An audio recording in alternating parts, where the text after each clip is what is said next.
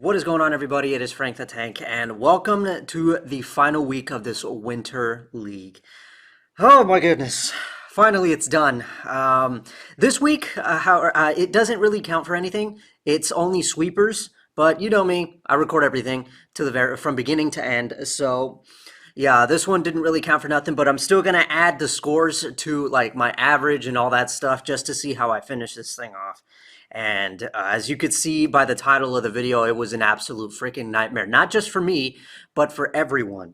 I mean, I know like some of you may think, oh, just another night of Frank throwing bad shots, having bad form, and making excuses. But no, people on the pair to the left of me, people on the pair to the right, they were all noticing that something wasn't right. Our opponents for the night, they were noticing that something wasn't right, and yeah, it was just weird. And I know I usually practice once a week at this place, and whatever it is that they put out there, it felt completely different. Like watching how like I used a certain ball that I know what it's like front to back, and I used it on this night, and I was noticing completely different reaction, like response, everything.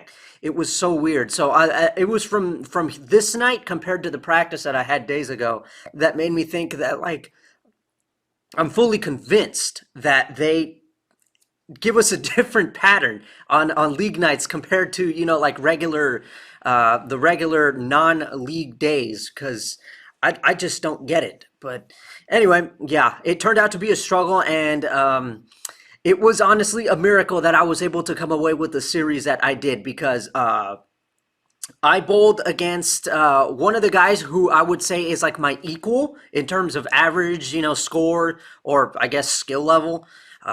Even he struggled. He could only manage like a 500 and something series. I think probably like 519 or 520, which is unheard of because he's a 205 average like myself. But I managed to come away with a higher series, which, like I said, was a miracle because it was rough out there. The things that I had to do, the adjustments that I had to make just to make it work, it's going to show you. So anyway, that's all I really have to say. And then also, I promised you guys a decision on what what I was going to do after this league was over. I did say in that video where I was going to be taking a step back, that I was kind of like done with this stuff for a while, or I mean, I didn't actually specify if I was quitting completely or if I was just, taking this huge break. I'm going to specify that, and I'll specify that for you guys, and I'll give you my decision at the end of the video. So anyway, let's focus on this right now. Let's roll the clip and let's see what happened out there.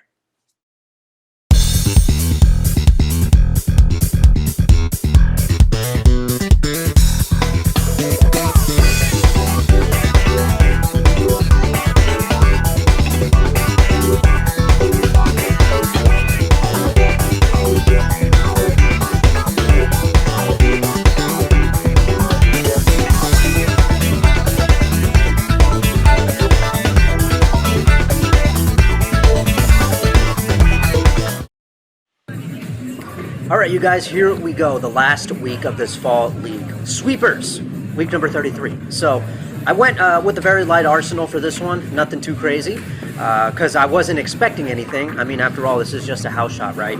So I went with the flux, asymmetrical ball, but not crazy aggressive, something that doesn't force me to play way far to the left. I only line up as far as 20 with this thing because it's very lengthy, but it has a really nice back end to it. And then, of course, my beloved nuclear cell, my number one, my favorite of all time. And pitch black, as always. So, yeah, with that one was kind of left of where I wanted it to go.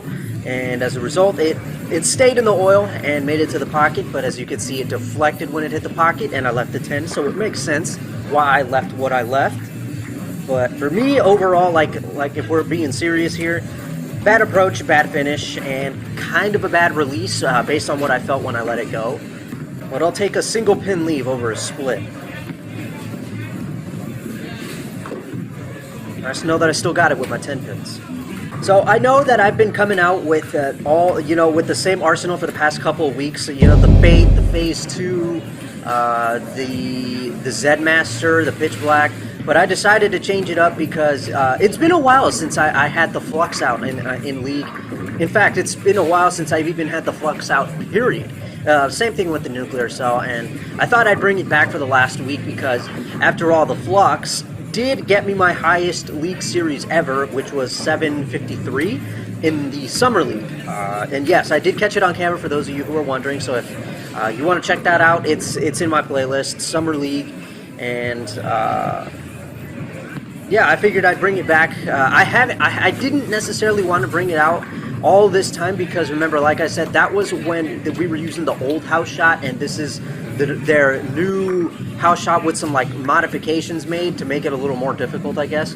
Like I said a long time ago, on the day that I said to you guys that they made these changes, they added more oil up the middle, I guess, or in the fronts as they call it. So a lot less miss room, I guess. And yeah, I mean, I never did try this flux on that new pattern until, you know, just recently this week. And it's not bad. It's not terrible. You can definitely see that I get hold there if I miss slightly to the left. But if I miss way right, it's staying right and it's never coming back. So we're definitely starting this one off quite interesting, in a quite interesting way. 9 spare, 9 spare, 9 spare. Now, I think this is the 4th frame, I'm not sure. I'm already losing track, but I did think to make a move because of that 9-pin lead. I felt like I liked the shot, so that's why I felt the need to move. So I went to 20.5 to eliminate that 9-pin lead. And I hit very, very light, and I was lucky that I fought off a split there, but now we have another 9 spare that we have to deal with. So once again, here I go, not trusting myself to use my spare ball to pick up the 4. Hooked at it instead, and that's one thing I definitely got to practice over the summer. Since I'm not doing any leagues for the summer, that's something I got to work on, because clearly what I was doing before to try to pick up the 4-pin, it's not working anymore, and I got to change it up. Okay, so I believe this is the 5th frame already. I felt like, alright, so on the right lane, I noticed that there was light hit, almost got a split. I felt that the shot was good. And then on this left lane, I felt the need to do the same, 20.5 after being on 20. And I was going to see what I was working with over here. Kind of missed to the left. And I almost had a 9 again. But that didn't happen, and I thought, okay, maybe that's the right move here, but on the right lane, clearly it's not. Alright, so in the 6th frame, even though the shot was good, I still didn't feel 100% sure, and I wanted to be 100% sure, so I tried it again. 20.5 on the right. Fell. Came back, but I left the 10, and I noticed the way it hit. It looked like it hit good to me, but we left the 10, so I thought, okay, maybe I need to be on 20 on this right lane, and I'm going to stay with 20.5 on this left lane. So to me, it just felt like one of those nights where one lane is doing one thing and the other is doing something different. I don't really like those kinds of nights, but it does make it interesting. Alright, so 7th frame. Sticking with whatever I said on the left. The reaction says it all. Even my opponents were smiling over that one. Like they had that smile and that look on their face like, dude, you gotta be kidding me. How many 9 pins has that been already? Now, here's the thing. Now, if you saw if you like paid close attention, you could see that it did look like I missed to the left, right? But from my point of view, it actually looked like I got it where I wanted. It looked more right than what you guys saw. So, I felt the need to make another adjustment when I got back on this left lane. Alright, now we're on the 8th frame, and we're doing okay. We're staying clean, at least. So I tried 20. Better. Trip the 4. Oy, oy, oy. So, in that 8th frame on the right, I felt like it was the right move despite the fact that I tripped the 4. I felt like, okay, well, I'll stay there, play that exact same line, but I need to be quicker with the speed. So that way I avoid tripping the 4. Meanwhile, we moved to the 9th frame on the left lane. And this time I decided to go to board 21 after I think I was on 20 and a half. Because of those 9 pins, man. That's what I'm looking for, finally. Jesus. Okay, so here we go.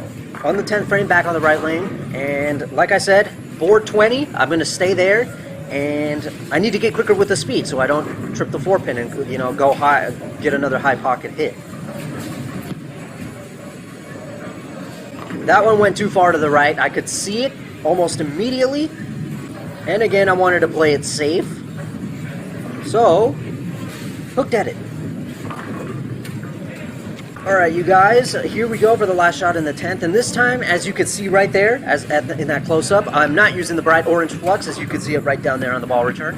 I decided to test out something else since it was the last shot. I figured I'd prepare for game 2. I picked up the nuclear cell just to see what it would do, because I know it has more back end. It would probably pick up a little earlier, surprisingly.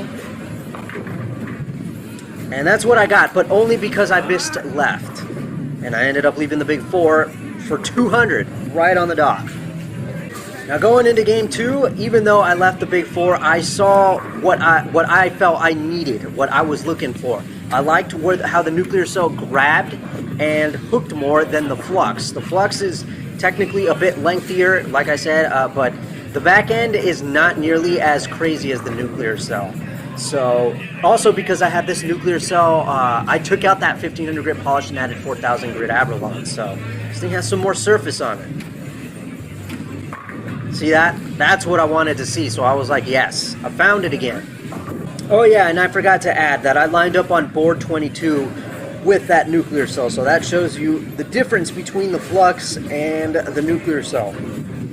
On fresh, I have to line up with the nuclear cell on board 22. Meanwhile, with this flux, I have to line up on 20. So a 2-board difference between these 2 bowling balls. But because of what I had going on the left lane, I felt I didn't need to change anything. So I continued with the flux on the left lane because I liked the look I was getting and because I had figured it out. Yeah, it was only this right lane that I felt was causing me some issues, and I didn't want to continue wasting frames to try to figure things out with this flux. So that's why I went to the nuclear cell. So that was my game plan for right now. The nuclear cell on board 22 on the right lane, and continuing with the flux on board 21. And something I forgot to mention in frame 2 on that left lane, I accidentally lofted it a bit, and it actually went left. You could see if you play it back, but it held. I had some oil there to get the ball to really get down there, and luckily I ended up going back to back somehow. So here I go again for frame number 3 with the nuclear cell. Sent it too far to the right, knew it immediately. And it did come back, hit very, very light into the pocket. And I'll leave the 10. So here I go. I think this is my second 10 pin of the night. And I'm 2 for 2. Alright, so the game plan remains unchanged. But there was an issue that I was having here, and that was I was missing left, and I knew it immediately. Had no hold, went Brooklyn, and I left the 5. And luckily, no one had their hand up, because I hate it when people do that. It adds pressure. I'm not buying the round for anybody. Heck no. Stuck, almost fell over, but I got it. Like I said, I'm not buying the round for anyone. No way, no how. Alright. Now, into the 5th frame, again, sticking with the same game plan, seeing as I felt like I had a good system going. Now, I sent it to the right again, but not nearly as right as the last time, as you can see based on the hit that I got. So halfway through the game, we have strike, strike, 9 spare, 9 spare, strike. Not bad, I guess, but I want more, you know? And it was because of this shot that I decided I am done with this flux for the night. Sent it, it looked good, but never turned. And I thought maybe it was because I let it go the wrong way. I mean, the shot, the path that I took, I put it on the path that I wanted to. but it didn't curve. And I thought, did I let go of it wrong? And I waited for it to come back to the ball return, and I saw it was flaring.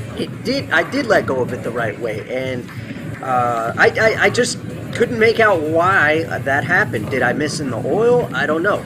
But later on, I started to figure out what exactly happened down there, and you're gonna see what that is. So I'm not too worried about this split because I kind of know what to do to pick it up. I did this. Curved at it, sent it down like that.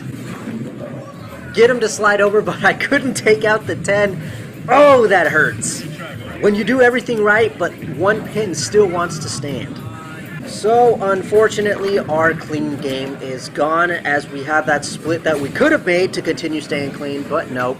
All the pins decided that they wanted to just pass by the 10 and not take it out. Yeah, that one fell out of my hand. I stuck as well, and now I have back-to-back splits to deal with. Now, this split right here, I'm actually not worried about either because I know exactly what to do to pick it up. I stand on 15, and I'm careful with how I keep it on this right side. But I use that friction to bring it back just a little, and I get that 3 to slide over and take out the 7. So there I went, making that split, keeping saving myself from making that max score any lower than it needs to be, especially because we're getting close to the end of this game. And here, for I believe that's the 8th frame, I decided, like I said, I'm done with the flux, and I'm going to test out the nuclear cell on this lane. So I lined up on 22.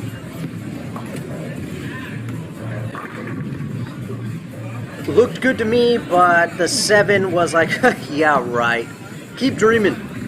And so could I at least save myself from making the max score any lower again? Yes, I can. At least I know I can pick up my 7s too. Alright guys, 9th frame, and I decided on change because of what, I took a moment to recap very quickly what I had going on throughout this game, and I thought, you know what? I think it's time. So, in order to bail myself out of a situation, I went to the pitch black and I lined up on 15.5 like I usually do when I'm picking this ball up on a house shot. Went for it, sent it down the right path, and it went high. So I thought, okay, I'm probably going to have to make a half-board adjustment here on this right lane. I mean, I know the form was bad, but the speed looked and felt good to me, even though, the release felt good too, even though my form fell off. I was able to really feel everything, and everything was okay. So that's when I narrowed it down to I need to make a move when I get back on this right lane to avoid going high again, or even worse. So going into the 10th frame, I tried 15.5 here just to see what I was working with, what the differences are, because let's keep in mind, I was on 15.5 on the right lane and I went high. So what's going to happen when I do that here? No hook whatsoever, and somehow everything just got tossed around and they all fell down. So I got lucky there, but no hook whatsoever. And I thought to myself, maybe that was my fault, maybe I let it go wrong. I don't know. It didn't look like I missed left, so I thought that was me. So I continued to stay on 15.5 for this next shot. One of the reasons why I decided to stay there, like I said, I felt like it was my fault. From my point of view, you guys can't see it. It looked like I sent it straight up the boards. It looked like I didn't send it to the right to use that friction to get the ball to curve. And that was just terrible. Sent it left, and I left the 6 and the 10. The good thing is that I managed to finish this game with another 200, so I was setting myself up nicely for a very low 600. But surprisingly, I was very much okay with getting a low 600 because I was paying very close attention to the pair to the left of me, to the pair to the right of me, to my opponent here, who just threw his shot and left the 10, because everybody was struggling. No, everybody was getting bad carry. They were leaving splits, 10 pins, 9 pins, 7 pins. Nothing was working for anybody. And that shot right there, you see, like, my reaction, I'm like, you've got to be kidding me. What is going on? So it was from that shot that I realized there is a puddle down there that somehow got formed. I don't know how, but it did. So I knew I needed to make a move the next time I was on this left lane. I knew I was going to have to like go maybe a couple ports to the right because that ball didn't move. That was my third shot on this left lane with that pitch black, and the ball didn't move. And again, I did everything right, but unfortunately, I got too much to the left side of that pin, and it caused the ball to really deflect and go that way, and that's why I couldn't take that out. So far, that's 2 splits that I sent the ball the right way. I cut into the pin to get it to slide over, but that's 2 splits right there now that I couldn't make, even though I felt I did everything right. The 2, 4, 8, 10, I believe, was that first one that I got all the 3 pins to slide over, and then that one right there. That doesn't count as a split because the head pin was involved, but still, I count it as a split because it looks like one. But here I go with the pitch black, and I got the right shot after staying on 15.5. The plan was continuing to work there. So I felt like there was no point in trying to make any half board adjustments or one board adjustments. I felt I needed to make a little bit of a big one here. I went from 15.5 down to 12. So I really was going to be sending it in between that first and second arrow. So I tried it out. I didn't necessarily send it down the way I wanted to. Like I said, my intention was, because of where I was standing, I wanted to send it in between this first and second arrow, and instead I kind of sent it in between the second and third, more towards the second arrow. So it kind of makes sense why I left what I left there. Look at that. It makes a lot of sense, but that's my third 10 pin of the night that I leave. But can I go 3 for 3 on my 10s? Yes, I can. I'm on fire with these 10 pins tonight. So pretty slow start to game 3. We had, what, an open, a strike, 9 spare, 8 spare, going into, I believe, the 5th frame, 15.5. And look at this. No hook either. Now, you could say I didn't get that ball right enough, but from my point of view, it did. Trust me, it did. And correction, I believe that's actually the 4th frame now that I'm noticing that the 2-8 is there. And looking at my scores, that 8 spare is in the 4th. So even though I didn't throw the shot that I wanted on this left lane, I tried board 11 based off of what I saw, even though I threw a bad shot on this left lane. Left. Very left. And I end up going through the middle and another split. But I'm not too worried. You saw what I did on the right lane with the 3, 6, 10 with the 7 on the side. This is basically that, but this time we got the 4 and the 7. So I tried doing what I did again. Sent it. Not enough. Oh my god. That's the 3rd split of the night that I felt I did everything right, and it just didn't work out.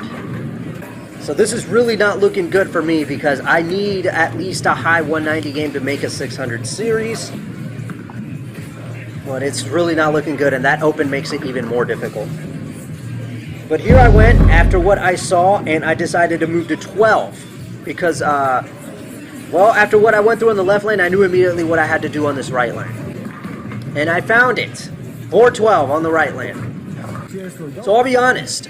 If I didn't have whatever I had going on this left lane, then I would have not known to make whatever move necessary on the right lane. Like you see, I immediately knew, okay, no hook, move to 12. I knew that immediately because of what I had going on the left lane.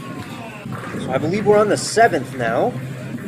Trying 11, like I did. Trying not to make a bad shot again. Terrible. Left.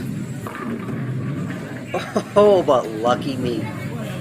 Alright, so here we go on the right lane, and this shot had me surprised with how much oil was on this right side of the lane, because take a look at this.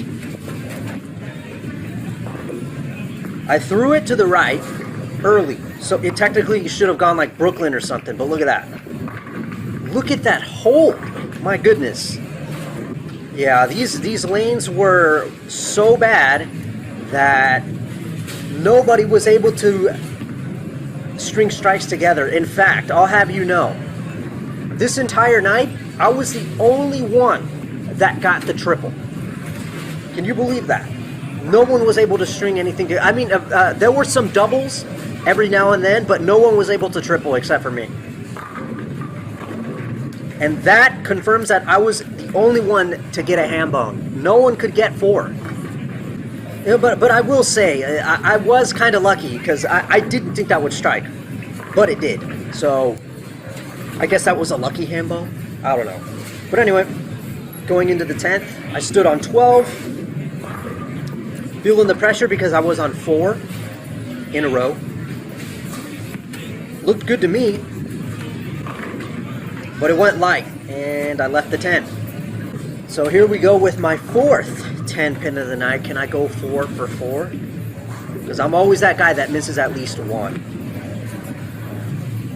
But not this time. I was perfect on my 10 pins. Okay, so with this shot, I became a little annoyed at myself because, alright, I was on 12 that last shot, now I moved to 11.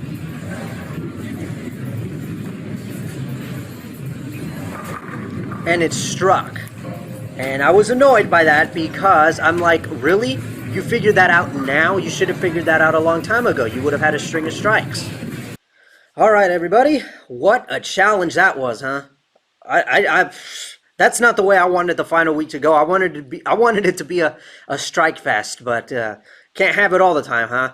So anyway, week number 33 done, sweepers, and well, it's a miracle that I came away with the series that I did, considering how badly everybody else was struggling. So for game 1, I got 200 even. Game number 2, I got 203, and game number 3 was 199 for a series total of 602. Down from last week's series total being 669. My pin total after week 33, I finally made it to 20,000 pins. Holy crap. After 99 games played, my official average is 205.23, which in my opinion is unacceptable for the skill level that I have. Considering the last 2 leagues that I did, I had a 210 average and a 215. So this is very much down from what I did before. Last week's average was 205.37, so not too bad. I managed to stay at 205, and that's where it's going to be. So not bad. If I had to give myself a grade for this entire league overall, I'd give myself a C+, because I managed to stay over 200. I put up a bunch of good 600 series, but there was a lot of 500 series in there. There was like a 400 in there, I think, before. My form was just horrible. There was more weeks where I had sloppy form than weeks that I had that were good form. So I give myself a C+ for that. Okay, you guys, so now comes the big moment that you've all been waiting for. Well, not really. So, decision time. What am I going to do now that league is over? Here it is. So I did say in that video where I told you guys that I'd be taking a step back, I didn't specify what I meant by that. Basically, what that didn't mean that I'm quitting forever. I simply said that I was taking a step back, and I'd probably just upload maybe a video every here and there, like every now and then, maybe once every 2 weeks or something like that. So that is what I still plan on doing. I am taking a break for the summer. I'm not going to do any leagues. Definitely not posting any league videos for the summer. Like I said, I'll probably upload maybe like a practice video or something like that once every 2 weeks for the summer. But I will be bowling league in the fall. However, will I be filming it? I don't know. It really depends on how I'm feeling once the fall arrives. Maybe because, you know, after going through 33 weeks and filming all of them and editing all of that, it was quite overwhelming. It was quite a lot, but I'm going to be coming up with some different ways and maybe some different ideas for to see if I can make this easier on myself if I were to film it. If it doesn't work out, then I'm probably not going to film it. But if I find ways that I can make this easier, then I probably will. But I definitely, for the fall, I'm not going to sign up for these leagues that are, house shot only, I decided I'm going to amp up the difficulty and I am going to participate in the Wednesday Trios League, which is challenge patterns only. So that is what I'm going to do for the fall. I'm really excited for it. It also gives me a reason to use some different bowling balls instead of, bringing the same bowling balls every week because it's the same house shot all the time, even though I keep switching up my arsenal every single time. You guys see it. But this time I feel like it gives me a reason to do it because we're going to be playing on challenge patterns and this trios league looks really, really awesome. It's like I said, it's trios. It's 3 people per team, so the night goes quicker as well. And the challenge patterns, they change every 4 weeks, which is awesome. So yeah, that's what I'm going to do for the fall. And like I said, depending on how I'm feeling, maybe I might film it, maybe I might not. I don't know. But that's my decision on what I plan to do for the rest of this year. All right, guys, so that wraps it up for week number 33 and for this entire league. Finally, it's done. Oh my goodness. I didn't know what I was getting myself into because, I thought it'd be easy. From the very beginning, when I heard it was going to be 33 weeks of league bowling, I thought it'd be easy. I mean, just looking at it, just saying it, 33 weeks. It doesn't seem so bad, but whew, felt like 33 years. But anyway, now that I know what 33 weeks of league bowling feels like, 33 weeks of recording and editing and all that, if I were to do it again, I could probably get through it much easier because I've done it now and it's not so bad. So, however, I don't know if I still don't know if I'm going to be recording again for the fall league when I do the Wednesday trios league with the challenge patterns. I still don't know. I mean, because right now I am feeling burnt out. I'm tired and relieved that it's finally done. So maybe, in a few months when the fall arrives, maybe I'll feel differently. Maybe I just don't know, but I'll definitely let you guys know how I'm feeling on that. But for right now, I'm taking a break. I'm just going to practice maybe once a week, work on my form because clearly you can see throughout a huge chunk of these weeks that it needs it. I need to work on my spares. I need to work on my form because I've been resorting back to my old habits and I need to get back to those new things that I've been adding into my approach because they're slowly fading away and I need to get them back into my approach. And yeah, so that's what I'm going to do. Take a break, but I'm definitely going to continue practicing just to keep my form up to par, but I'm not going to overdo it because I don't want to suffer from, that fatigue and feeling like I'm, over practicing and then I end up getting worse. So I definitely want to be careful with that. So that's what's going to happen with that. And yeah, it's been a heck of a grind, and you know what? I appreciate those of you who stuck with me from the beginning to the very end because you guys are some serious troopers, man. And yeah, all I can say to finish this out is thank you for watching. We'll see what happens in the coming months, and yeah. I hope you enjoyed the show. So Frank the Tank out, and maybe, just maybe, I'll see you in the fall. We'll see. Cross your fingers and hope that everything works out for the best. But until then, peace out. Thank you very much. Goodbye.